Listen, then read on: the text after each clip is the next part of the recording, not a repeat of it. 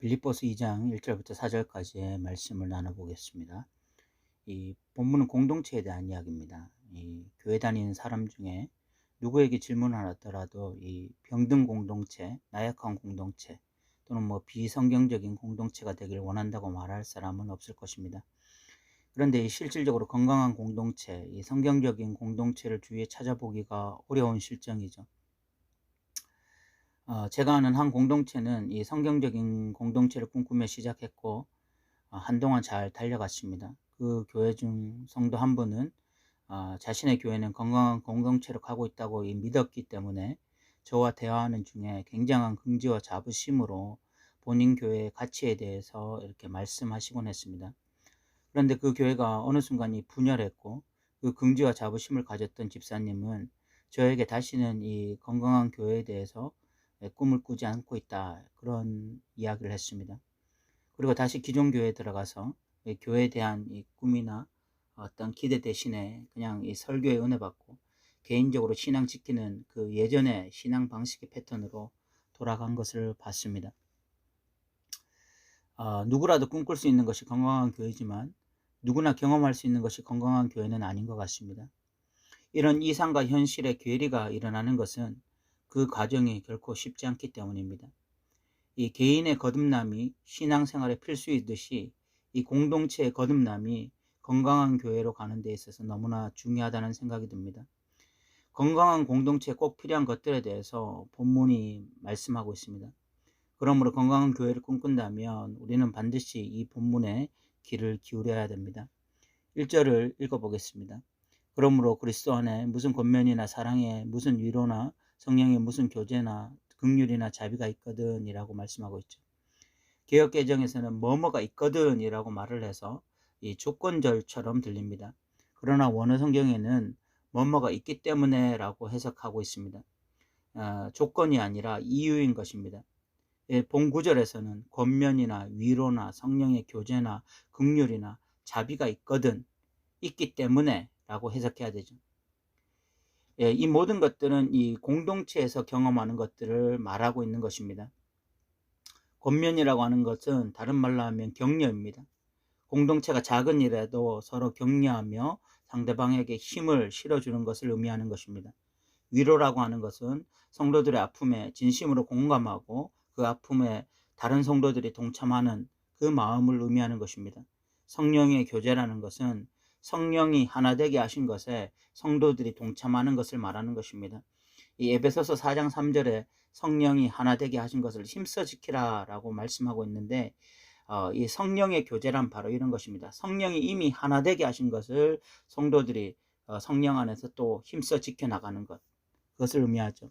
이 긍휼이라고 하는 것은 동정심을 말하는데 성도들을 바라볼 때에 약한 것을 비난하고 정죄하기보다는 품고 기도하는 마음을 의미합니다. 자비란 것은 하나님의 마음으로 그 사람을 바라보면서 하나님이 그 사람을 품어주듯이 또 공동체가 그것을 품어주는 것을 의미합니다. 이 빌립보 공동체 안에 이미 이런 성도 간의 권면, 위로, 성령의 교제, 긍휼, 자비가 있기 때문에 2절을 하라 라고 이야기하고 있는 것입니다. 2절의 내용을 보면 마음을 같이하여 같은 사랑을 가지고 뜻을 합하여 한 마음을 품어라고 이야기를 하고 있습니다. 마음을 같이하여 같은 사랑을 가지고 뜻을 합하여 한 마음을 품어. 그러니까 하나의 어떤 마음, 하나의 어떤 한 마음, 이것이 지금 굉장히 중요하다라고 이야기하고 있죠. 이 한국 사람들은 이런 구절을 볼 때 즉각적으로 떠오르는 것이 있는데 그것은 바로 무조건적인 생각의 일치 또는 무조건적인 행동의 일치, 이런 것들을 떠올립니다. 왜 그런가 하면 이 한국은 군대 문화라는 것이 있어요. 이 군대 문화는 무조건 통일이거든요. 생각, 행동을 달리하면 이 군대 문화에선 큰일 나는 것입니다. 그래서 이런 구절을 읽을 때에 그 어떤 그런 군대 문화가 한국 사회 곳곳에 퍼져 있기 때문에 무조건적인 생각의 일치, 무조건적인 행동의 일치, 이런 것들을 생각합니다. 그래서 어떤 강력한 카리스마를 가진 목사님의 말씀에 어떤 성도들이 일사천리로 움직이는 그런 것들을 연상하기가 쉬워요. 그런데 지금 이 본문에서 말하는 마음을 같이하고 또 같은 사랑을 가지고 뜻을 합하고 한 마음을 품으라고 하는 것은요, 그냥 획일적인 생각, 획일적인 행동 뭐 이런 것들을 말하는 것이 아닙니다. 획일적인 생각, 획일적인 행동을 하는 것은 로봇이 그렇게 하는 것이지 사람은 그렇게 할 수 없잖아요. 여기서 어떤 그 한마음, 같은 사랑, 또 같은 뜻이라는 것은 하나의 공통 분모를 의미하는 것입니다. 그 공통 분모, 그리스도인이라면 반드시 한 지점에서 만나는 그 공통 분모를 말하는 것인데, 그것은 구체적으로 5절에 가면 너희 안에 이 마음을 품으라 곧 그리스도 예수의 마음이니 라고 해서 바로 예수 그리스도의 마음을 가지는 것을 의미하는 것입니다. 이것에 대해서는 다음 시간에 우리가 구체적으로 예수님의 마음이 무엇인지 다루겠지만, 중요한 것은 하나의 공통 분모 속에 다른 생각, 다른 의견이 있어도 그 안에 놀라운 일치를 경험할 수 있게 되는 것, 이것이 바로 하나님 나라 공동체의 특징이라는 것입니다. 획일적인 생각 때문에 어떤 한 마음이 되는 것이 아니라 예수 그리스도의 마음을 가짐으로써 서로 다른 생각, 다른 행동을 할지라도 그 안에서 놀랍게 하나 되어지는 경험, 바로 이것을 할 수 있는 것이 하나님 나라의 이 건강한 공동체의 특징이라는 것이죠.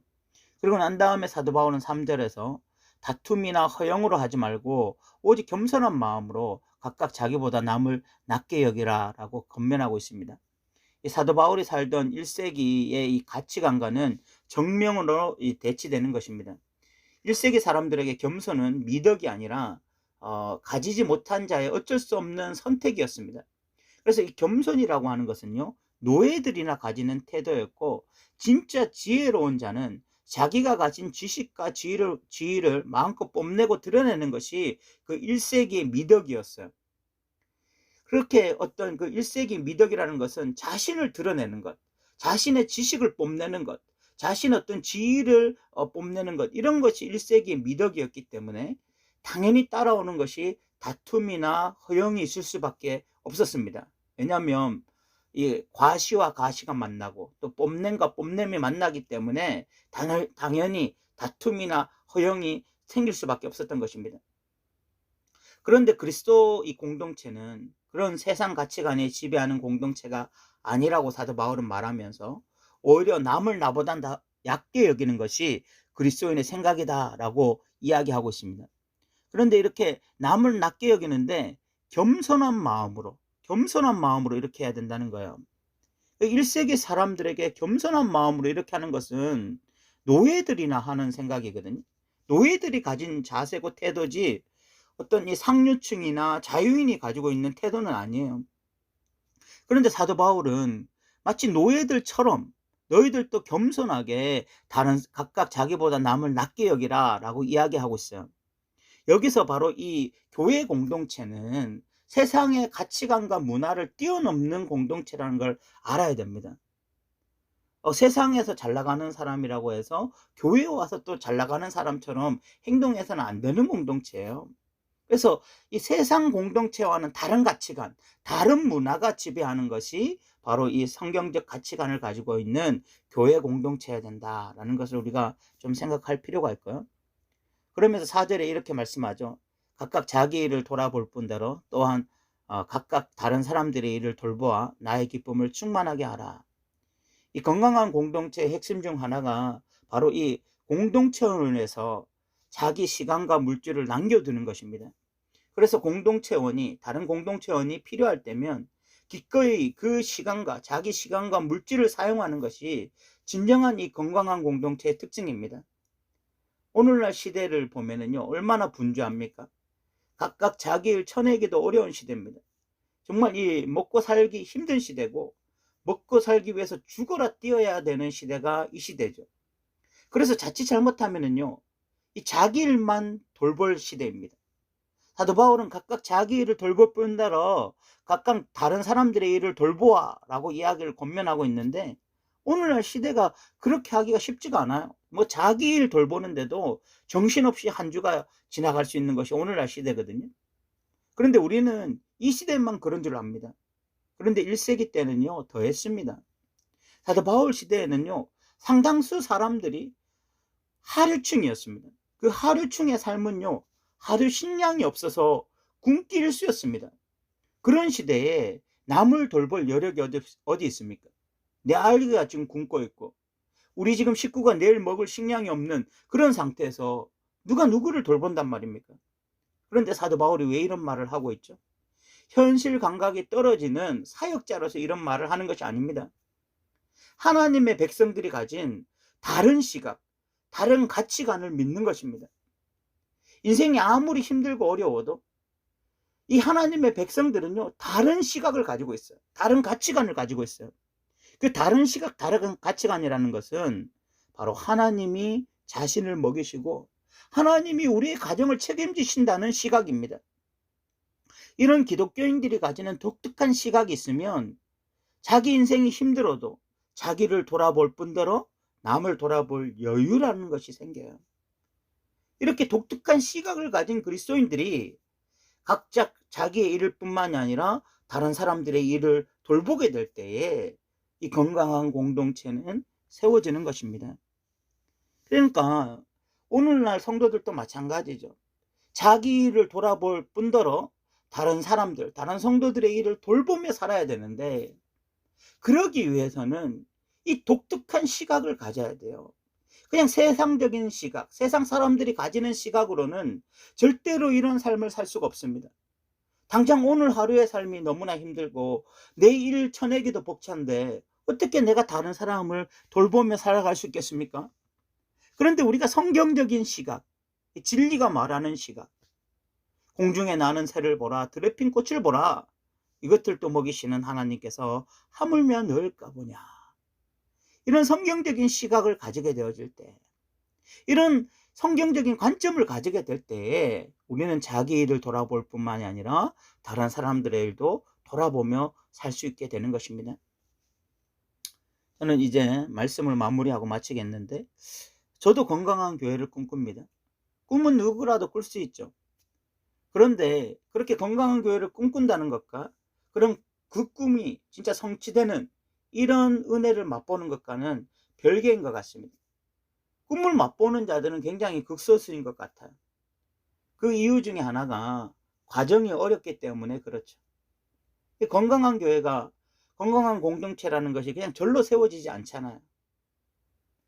뭐 오늘 본문처럼 정말 이 무슨 그 겉면이 있어야 되고 위로가 있어야 되고 성령의 교제가 있어야 되고 긍휼이나 자비가 있어야 되고, 이거는 그냥 기본으로 깔고 가는 것이고 베이직이고, 그 다음에 이제 마음을 같이 하는, 한 마음을 품는, 그 한 마음이라는 것은 예수 그리스도의 마음이죠.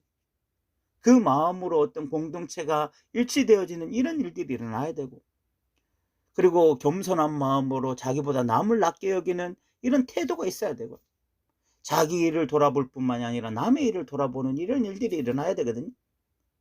근데 이것 중 어떤 것도 현실로 가면은 뭐 이론적으로 뭐 성경적으로 말하는 것이 아니라 우리의 현실로 오면은 쉬운 것이 어디가 있습니까?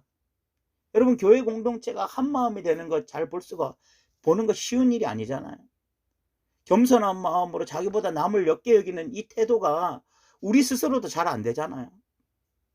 그리고 많은 그리스도인들은 자기 일 이거 해결하는데도 너무 정신이 없어가지고 그냥 일주일 동안 그렇게 시간을 소비하는 사람들이 너무 많잖아요. 다른 성도들을 돌아보고 어떤 그 사람들의 문제를 해결하기 위해서 뭐 애쓴다고 하는 것이 결코 쉽지 않잖아요. 그러나 여러분, 우리가 진정 건강한 공동체를 꿈꾼다면 그리스도인들 중에 누가 건강하지 않은 공동체를 꿈꾸겠습니까? 건강하지 않은 교회를 꿈꿀 사람이 누가 있겠습니까? 다 건강한 교회를 꿈꾸고 다 건강한 공동체를 꿈꿀 텐데, 그렇다면 다른 사람이 아닌 바로 나 자신으로부터 이런 빌립보서 말씀에 순종하면서 이런 공동체가 되기를 소망해야 될 것입니다. 이 동영상을 듣고 있는 더 누린 교회 성도들은 무엇보다도 이런 말씀에 적극적으로 동참함으로써 우리가 정말 작은 공동체라 할지라도 건강한 공동체로 이 마지막 시대에 세워지기를 소망합니다. 들어주셔서 감사합니다.